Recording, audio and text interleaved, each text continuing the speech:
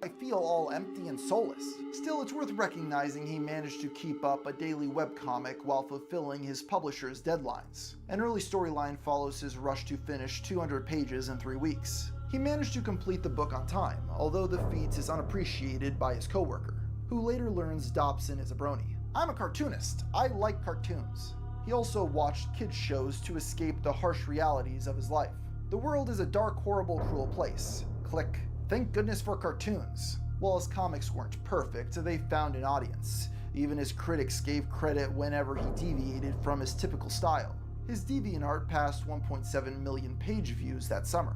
In July, he was hired by musician/video game YouTuber Brentalfloss to illustrate his webcomic. It lasted 3 years, and I'd kick myself if I didn't mention some of these. The first I'd like to read is Metaman, the closest we have to an explanation for why this exists. "Hey Brent, have you ever thought about doing a Brentalfloss comic?" "How do you mean?" "Well, you could visit different video game worlds like the Mushroom Kingdom and Hyrule. That could be cool. We could bring in your roommates from the Roommates song so you could go on adventures together." "Yeah, that would definitely work. And we could have Andrew Dobson draw it." "Andrew Dobson? I love that guy!" The roommate being referenced here is named Travis, who Brent first sang about in 2008. This character's gimmick is, I kid you not, his addiction to masturbating. "My friend Travis rooms with me. What's going on in there, champ?" Just jerking up. Just jerking my chain. "Oh, for the love of. It's all yours." "Travis, you wrote your name on the wall." Impressed? And I was. Travis is not only a real person, but in fact Travis McElroy from the podcast My Brother, and Me.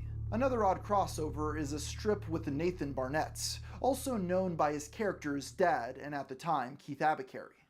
The joke has Keith getting laid by a bunch of hot cosplayers only to find out they're all dudes. Interestingly, you can tell he wasn't phoning it in. The art looks consistent, the backgrounds are nicely detailed, and there are some creative layouts. It also helped that he wasn't in charge of writing. This resulted in his first break from "So You're a Cartoonist." Needless to say, the exposure was worth it. By September, his DeviantArt had surpassed 2 million views. He regularly got commissioned and began selling posters alongside other merch. The first So You're a Cartoonist paperback was published 2 months later. However, this new attention brought further scrutiny to his past scandals, namely his previous identity as Caddy N. It was such a recurring question, he included it in his FAQ. Question: Are you/were you Caddy N? Yes. Let's pretend that never happened, shall we? That year, threads about Andrew Dobson were made on Something Awful and the Encyclopedia Dramatica forums. This is where the first anti-fan communities began to form. They ridiculed his journals and made memes that spread across the internet. Many learned his history for the first time, from his old airport rants to the deterioration of his art style. When you put them side by side, it's shocking to think the person who drew this started drawing like this half a decade later. Both of these threads would amass well over 1,000 pages. The final straw was an account posing as Caddy N claiming she had returned. On June 30th, he made a post addressing the trolling. "I was a very prolific fetish artist for about 2 to 3 years after college. Heaven forbid. Honestly, by DeviantArt standards, my stuff was pretty damn tame.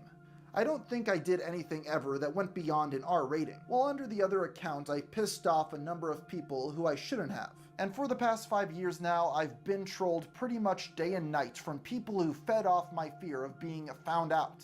I kept it secret for as long as possible, but recently I just gave up and decided to come clean and admit it." The most common advice for him at the time would be, don't feed the trolls. But Dobson couldn't help himself and kept engaging time and time again. In early 2012, he made a series of tutorials for different digital art techniques.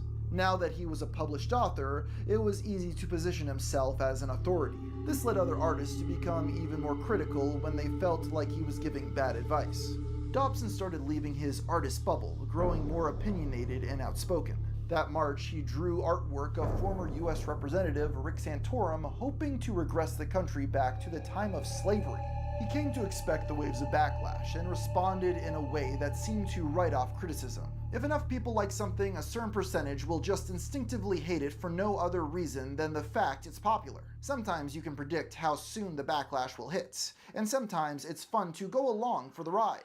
The fact of the matter is that most didn't just hate him because he was popular. That may have contributed, but many were genuinely disappointed in him as an artist. A phenomena unique to Dobson is the sheer amount of art made to ridicule him. Unlike other hated figures, he's always attracted the ire of other artists. There is no end of parodies, caricatures, and spite-driven reimaginings of his work. I think part of why that is because it's obvious he has potential. He's shown genuine talent in the past. Many never had the opportunity to go to a fancy art school or get a book published. His response to criticism was that he never took drawing seriously. This doesn't make sense when you consider he has spent his entire life trying to become a professional cartoonist, which made his deflection come across as nothing more than a lazy way to avoid criticism, especially when he started telling fans that his degree was useless and art school was a waste of time. That BFA was wasted before I ever got it.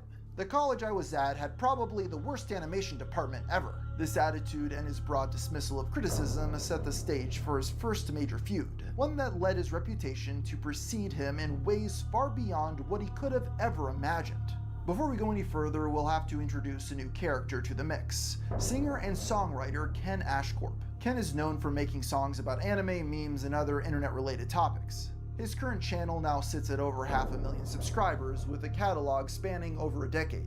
But this doesn't tell the whole story. That's because in 2011, the musician started a second channel called Forever Pandering. The name was in reference to the fact that he was pandering to V, 4chan's video game board. This often meant making videos in their interest, producing rants about iJustine, crowdfunding, and of course, Andrew Dobson.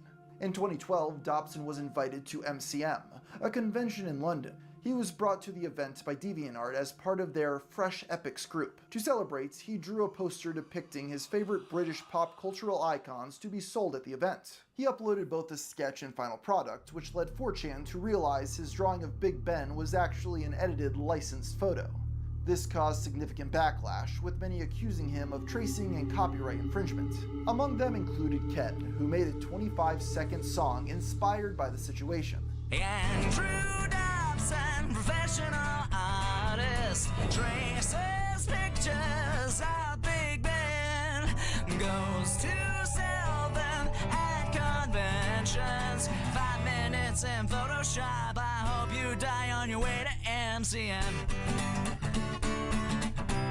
On your way to MCM.